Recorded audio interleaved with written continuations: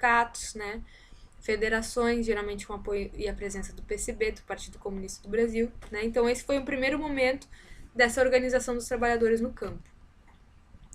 Isso vai se dar até 64, né, e em 63 a gente vai ter a criação do Estatuto do Trabalhador Rural, que vai ser então a primeira lei, a primeira legislação do trabalhador do campo, dos trabalhadores rurais, né, no Brasil. Bom,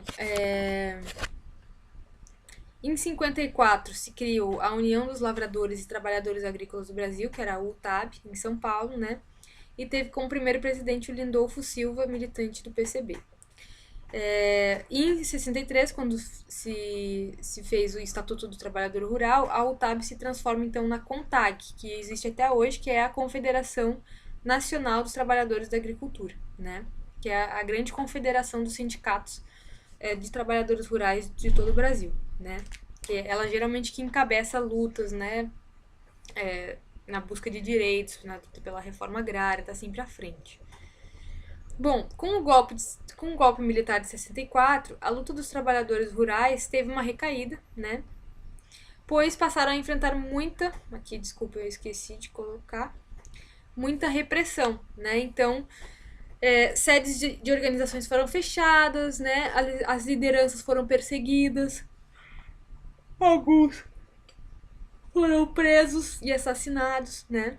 Então, os sindicatos passaram a serem fechados nessa época, não tinha mais atividade do sindicato, né? Até que, no decorrer do tempo, né, porque também não foi proibido totalmente ter sindicato na época da ditadura, mas existiam outras regras, né?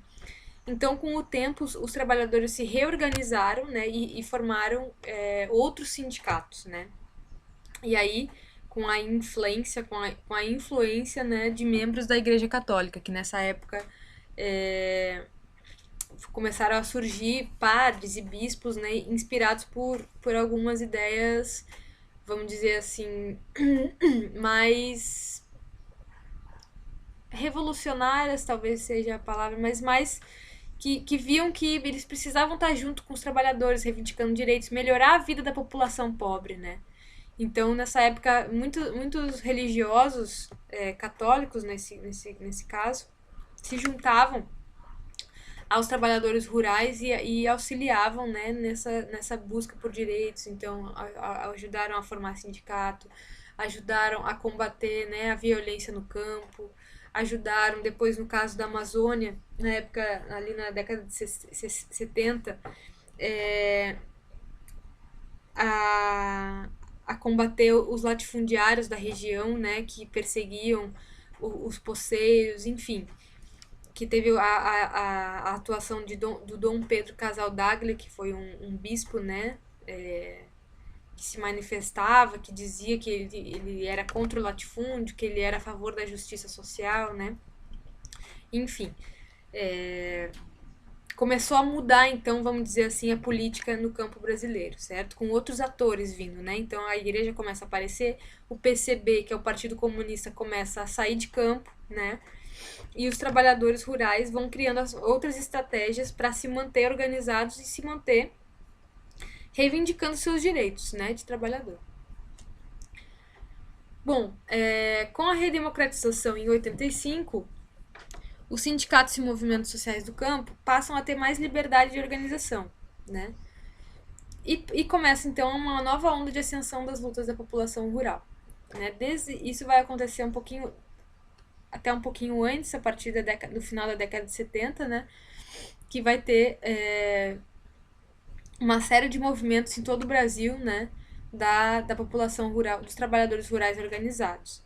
Aí em 84 é criado oficialmente o MST, eles já vinham se organizando desde antes, né, de final dos anos 70, mas aí em 84 eles fazem o primeiro congresso e lá é criado o movimento dos trabalhadores rurais sem terra, né, que é hoje, vamos dizer, um dos maiores movimentos, né, do campo brasileiro, né, que reivindica a reforma agrária, mas também reivindica, hoje em dia ele reivindica a agroecologia, né? Ele é contra o uso de agrotóxicos, ele reivindica também a agroindustrialização reivindicava pelo menos, hoje em dia já não tanto, que a agroecologia mais já é mais bem vista, já é mais incentivada nos assentamentos, né? O MST também participou da formulação de políticas públicas, né? Como a gente viu também na aula passada. Então ele é um grande movimento, né? Que hoje em dia congrega sem terra, né? Ele faz ocupações de terra, mas também ele está sempre se unindo para reivindicar melhoras para a zona rural como um todo, para os camponeses, para os agricultores familiares como um todo, né? Outros movimentos que reivindicam a reforma agrária também surgiram na década de 80. Na verdade, o MPA foi na década de 90, movimento de pequenos agricultores. Depois surgiram os movimentos das mulheres camponesas, né, reivindicando pautas específicas para as trabalhadoras rurais, né? Então, as mulheres elas vai demorar mais tempo para as mulheres terem acesso à aposentadoria, por exemplo, né? Vai ser no final da década de 80, se eu não me engano, que elas vão ter acesso à aposentadoria rural. Até então, não se via a mulher rural como trabalhadora, como agricultora, né? Então, apenas nessa época. E, por fim, a gente tem hoje um movimento bem importante, que é o movimento agroecológico, né? Que ele agrega agricultores, mas também agrega outras pessoas, né? Militantes, técnicos, cientistas, que defendem uma agricultura mais ecológica, né? Que respeite os ciclos naturais, que respeite a natureza, que não use agrotóxicos, né? Que produza um alimento saudável, enfim, né, que se pauta pelo tripé da sustentabilidade econômica, ambiental e social, né. Bom, teriam mais movimentos, tá, gente, sociais do campo hoje, mas eu não consegui trazer todos para vocês. Eu vou ver se na apostila eu vou colocar alguns outros, né, de uma forma mais detalhada, para vocês darem uma lida, certo? Mas a princípio, sobre os movimentos sociais seria isso. Aí a gente tem, então, o sindicalismo, né? O sindicalismo dos trabalhadores rurais, que é organizado hoje pelo Sindicato dos Trabalhadores Rurais no nível dos municípios. Aí em Veracruz deve ter, e Monte Alegre deve ter, né? Um sindicato. As federações de trabalhadores na agricultura nos estados e a CONTAG, que é o órgão nacional, de nível nacional, né? Que reúne, então. Então, existe uma estrutura, uma hierarquia, vamos dizer assim, nessa organização sindical do campo, né? A CONTAG mais ou menos determina algumas coisas e as FETAGs seguem, né? E os sindicatos, né, executam no nível local. A partir dos anos 90, começa a ter, né, uma reorganização, vamos dizer assim, sindical em torno da categoria agricultura familiar. Então, como a gente viu, se cria essa categoria, né, e se cria paralelamente o Pronaf, que foi então a primeira linha de crédito para esse segmento de agricultores, né, encaixados como agricultores familiares. E aí começam a surgir então sindicatos, né, e federações de sindicatos da agricultura familiar. Então, hoje a gente tem no campo, às vezes, a gente tem em alguns estados, né? Por exemplo, no RN eu sei que é assim. Tem a FETAG, né? Mas tem a FETRAF também. Tem a FETARNE, na verdade, que é a Federação dos Trabalhadores Rurais do RN, e tem a FETRAF, né? Que é dos agricultores familiares do RN, certo? Por quê? Porque começou a se disputar mais em torno dessa categoria, não tanto a categoria de trabalhador rural, mas a categoria de agricultura familiar, né? E aí existem discussões de qual que é a melhor, né? Mas, enfim, foi uma mudança a partir dos anos 90. Os sindicatos, federações e confederações participaram da construção de diversas políticas públicas para esse setor, como a gente falou um pouquinho, né, na aula passada. As políticas públicas não foram criadas pelos governos, né, vamos dizer assim, pelos gestores unicamente, mas foi uma atuação conjunta, né, de pesquisadores, de gestores. Gestores são aqueles que estão lá nos ministérios, né, nas secretarias do governo, né, e também dos movimentos sindicais e dos movimentos sociais. Então, foi uma atuação conjunta que culmina na criação dessas políticas públicas para esse setor, né, como a gente viu, que auxiliam a população rural, certo? Dando linhas de crédito, né, abrindo os mercados institucionais, como o PENAI, da alimentação escolar, o PAA, né? Lá na apostila eu coloquei mais algumas políticas para vocês conhecerem também, certo, gente? Então, deem uma lida bem atenciosa lá, tá? Que eu acho que é bem importante se conhecer isso, né? Porque existem uma série de políticas que hoje em dia estão até ameaçadas pelo governo atual, né? Porque ele não considera importante, né? Porque, enfim, ainda existe um setor, né, do ruralismo no Brasil, do agronegócio que é muito forte, né? E que não quer que os agricultores familiares tem uma política diferenciada. Eles querem que eles sejam encaixados na mesma política da agricultura, né? Que é receber perdão da dívida, né? Que é ter linhas de crédito que só aqueles grandes podem participar. Enfim, uma discussão longa essa, né? Mas é importante conhecer as políticas públicas para conseguir defender elas, né? E também, enfim, se precisar analisar, modificar as políticas, que elas são bem importantes para a população rural. Bom, indo para o nosso próximo tópico, a gente vai então para as relações sociais. Lá no título eu coloquei diferente, né? Botei relações sociais e sociabilidade, formas de sociabilidade, mas o que eu quero falar mesmo é da diversidade cultural no mundo rural, né? E as relações sociais que estão permeando essa vida no campo, né? Bom, é um fato, né, gente, que o mundo rural brasileiro ele é extremamente diverso, então existem muitas formas de habitar, de plantar, de cultivar, de criar, de cuidar da natureza, de pescar, de caçar, né? Enfim, de viver no campo, né? Existem diversos tipos de estabelecimentos rurais vinculados a diversas atividades econômicas. Então, aqui eu trouxe um seringueiro lá na Amazônia, né? Que ele tá tirando a seringa aqui da árvore, então os seringueiros, eles, assim como os indígenas, vamos dizer, eles convivem com a floresta, eles precisam da floresta, né? Porque a seringa é uma árvore gigantesca, ela não nasce do nada, então precisa, né, manter as árvores, não pode estar cortando e plantando de novo. E aqui a gente tem, né, agricultores familiares trabalhando juntos, enfim. A gente vai ter diversos tipos de estabelecimentos, né, de agricultura familiar, como estabelecimentos de estabelecimentos rurais, como estabelecimentos de agricultura familiar, né? E aí vão entrar agricultores de várias origens, né, culturais e sociais, certo? Uma categoria extremamente ampla, né, que não consegue muitas vezes captar essa diversidade, né? Mas então existe dentro da agricultura familiar existe muitas formas de ser agricultor, né? Também existem os estabelecimentos turísticos, como hotéis fazenda, pesca e pague, parques ecológicos, né? Tem os condomínios rurais também, que eu não coloquei aqui, né? As agroindústrias, como a gente já viu um pouquinho, né? Essas empresas, como por exemplo, a gente tem aí perto de aí entre Macaíba e Veracruz, né? Aquela Vitagema, né? É uma agroindústria.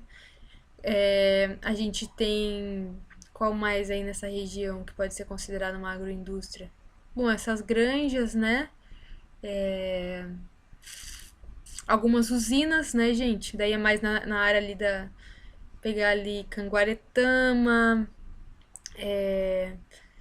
aquela região de Barra do Cunhaú, né? São regiões que tinham engenhos, hoje em dia tem algumas usinas, né? A usina Estivas, ali perto de Areia, se eu não me engano.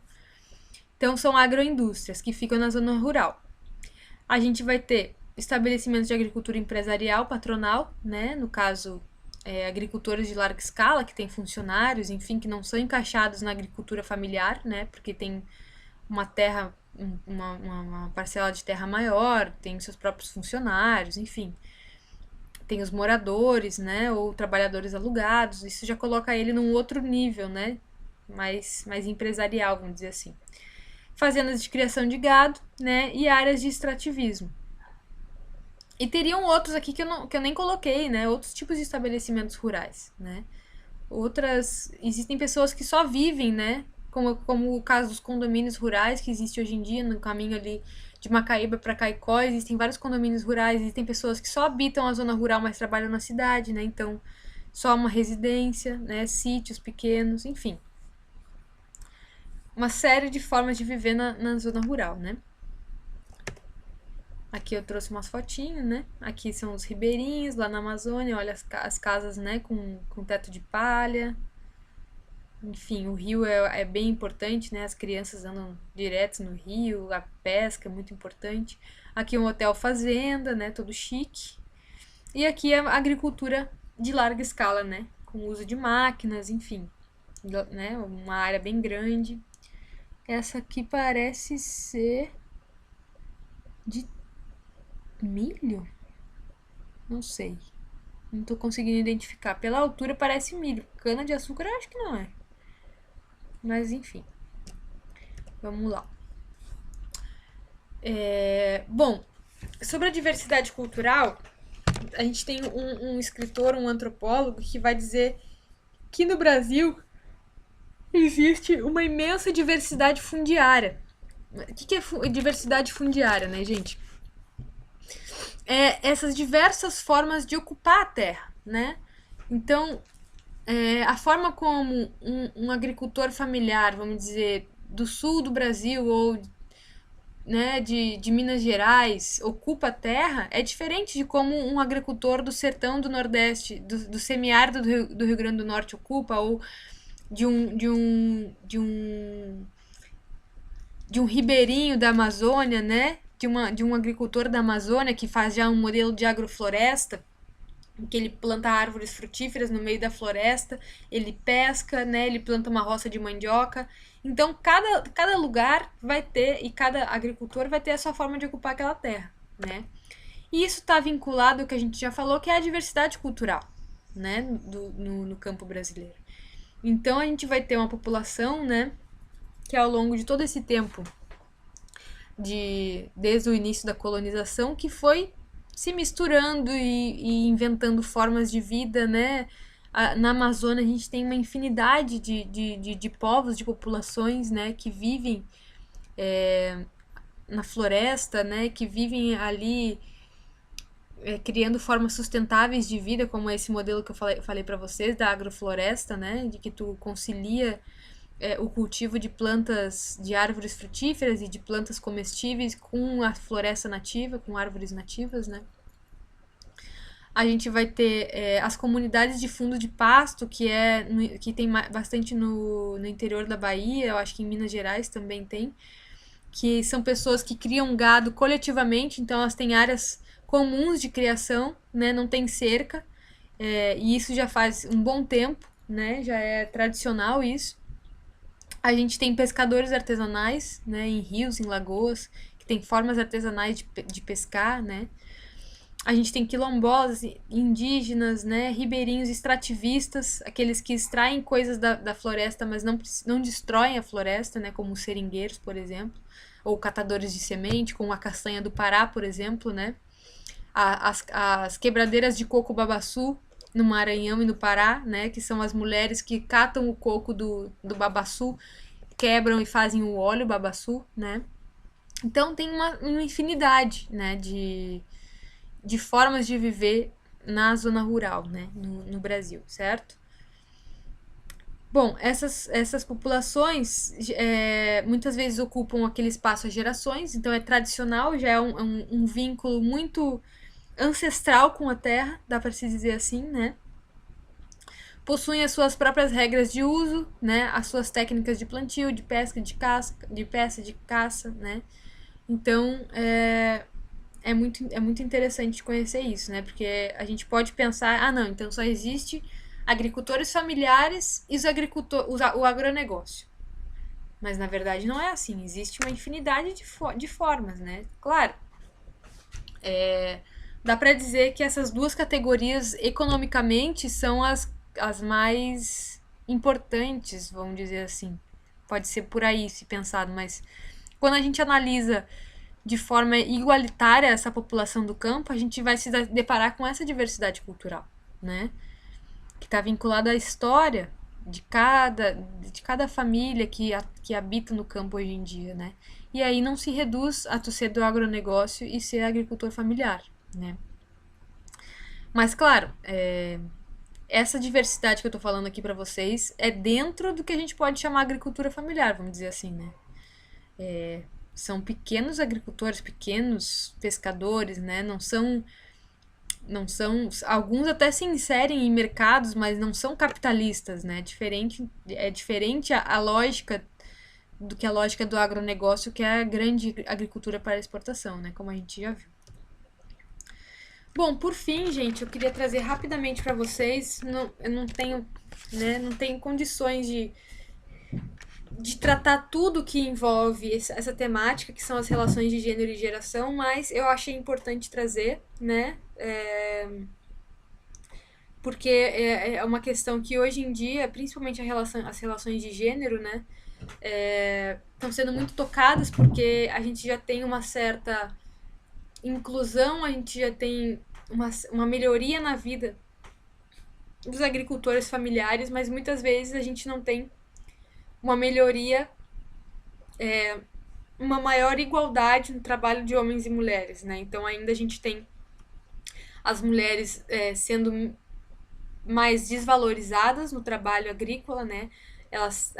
O trabalho das agricultoras ele é mais invisibilizado, é tido como se não existisse, como se elas não plantassem, né? Quando na verdade muitas participam do trabalho agrícola, né? Auxiliando na produção de alimentos para casa, auxiliando na produção para venda, para comercialização, né? Então é uma é uma coisa que ainda as agricultoras estão precisando lutar para conseguir combater, né? Essa invisibilidade.